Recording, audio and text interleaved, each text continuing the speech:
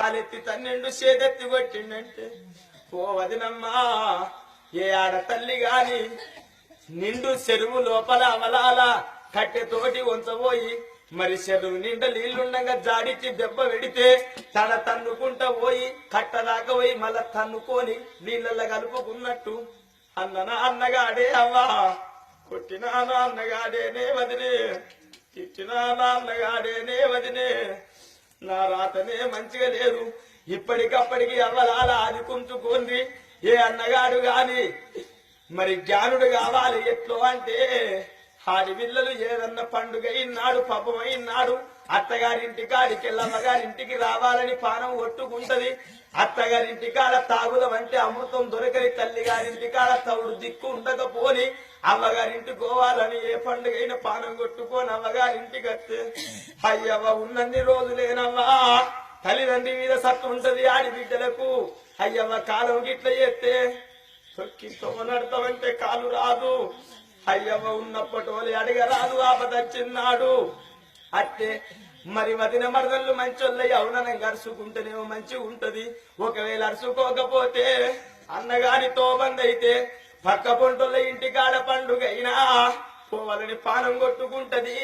పండుగ కాడికి వచ్చినాక అన్నగాడికి ఇట్లా కనబడ ఇట్లా మందలియకపాయనంటే ఎందుకంటే నా భార్య మంచిది కాదు ఇంటికి తోలకపోతే నాకు వచ్చిందే ఉందని సైకిల్ పట్టుకొని ముంగడికి వెళ్ళిపోతే ఓ అన్నా ఇలా నీ చెల్లని ఇంటికి వచ్చిందే అన్నా ఇలా నేను కళ్ళ కనబడతలేనురా అన్నా అని వెనుకకు మరి పోంగా బస్ స్టాండ్ లో పోయి బస్ ఎక్కింది మొదలు ఊరు దాటేది దాటంగా అన్న షేరు కళ్ళ కైకి చేసిండ్రా అన్నా నాన్న మీకు తినక పెట్టుకున్నారా అన్నా నాన్నలు బతకాలని దీవెన పెట్టిండ్రా అన్నా ఇలా నా తల్లిదండ్రి చచ్చిపోయిన దానికి నన్ను మరిచిపోయిర్రు అన్నా అని పోంగా తల్లిదండ్రి గోరీలు గిట్ల కనబడనంటే అవ్వా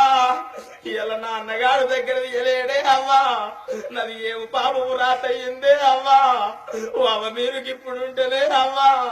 నాకు కారం గట్టిగా పెట్టుకొని మంచి ఇల్లు తాగిననే అవ్వా నా మనసు నింపుకొని పోదునే అవ్వా అని ఎరుచుకుంటూ పోతారే అవ్వా ఒకవేళ అన్నగాడు గిట్ల జ్ఞానుడు కావాలి మరి ఏవలన్నా అక్క ఎల్లెళ్ళు కనబడితే పండుగ కాడికొచ్చే నా చెల్లెని బంధ బాధ్యన చెల్లె నా భార్య మంచిది కాదు ఇంటికి తోలకపోలని ఏమనుకోకు నా దగ్గరికి 100 రూపాయలున్నాయి చెల్లె ఏమన్నా కొనుక్కపోయా అంటే అయితే వరాయ నా అన్నగాడు చల్లగా బతకనని దీవించి దీవెన పెట్టి ఈడికెళ్ళి ఓంగా అవ్వ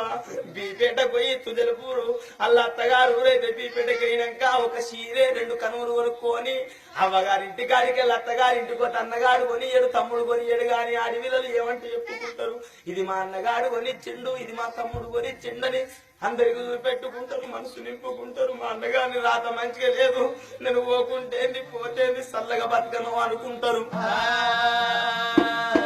అని ఆ కన్న తల్లి వలుకుతుంటే సంధ్యావ ముఖం చూసింది కడుపులో ఆ యొక్క రమాదేవి ఏమన్నది కనికరము కలిగి ఓ బిడ్డ మీ అన్నది తప్పు లేదు చేసిన రండను నేను కడుపుల కంగాలు చూసి బంగారం అంట భవిష్యందాన్ని నేను ఏమన్నా తిట్టేది ఉంటానని తిట్టంటే నాన్నగారి మీద కోపం లేదు వదినే నీ మీద కోపం లేదంటే గప్పుడు అంటున్నాడు అన్నగాడు సెల్లే నాకు తిందామంటే ఎల్లు లేవు సెల్లే కలిపి తినబెట్టు అనగానే బుక్క కలిపి అన్నగానికి వదినకు నోట్ల బుక్క పెట్టంగానే ఆ చెల్లె ఆకిలి లోపల అక్కడికి కొన్నేళ్ళ పొద్దవుతుంది మెతుకు ముఖము తెలియదు ఆకులు అలములు తినుకుంటా నీళ్లు దాక్కుంటా బతికిరు కడుపుల పేగులు కాటికలు పట్టుకపోయి ఈ మెతుకులు పోయి కడుపుల పడంగానే జీవన రాలు ఎక్కిపట్టి చెల్లె కాళ్ళ కాడ ఇద్దరాలు మొగల ప్రాణం పెరిగింది ఓ రామ రామా అల్ల ఇద్దరాలు మొగలు విలువిల కొట్టుకొని చచ్చిపోగానే ఆడివిల్ల సంగరాని కలకల కలకల ఏడువంగా గప్పుడే పిల్లగాడు కాశీరాజు తండ్రి ఆ యొక్క ఏనాడు వస్తుండరు సూర్యక్రాంతి మహారాజు